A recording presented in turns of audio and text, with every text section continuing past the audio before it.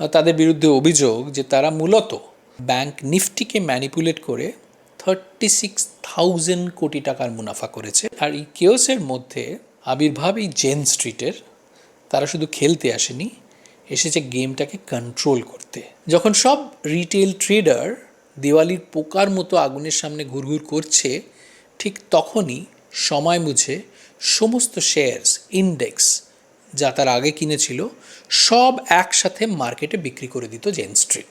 সেবির 3 জুলাই 2025 করা 105 পাতার interim order অনুযায়ী এটা নাকি ছিল ইন্ট্রাডে ইন্ডেক্স ম্যানিপুলেশন, কিন্তু আমার তো মনে হয় একে বলা উচিত magic show with live audience losses.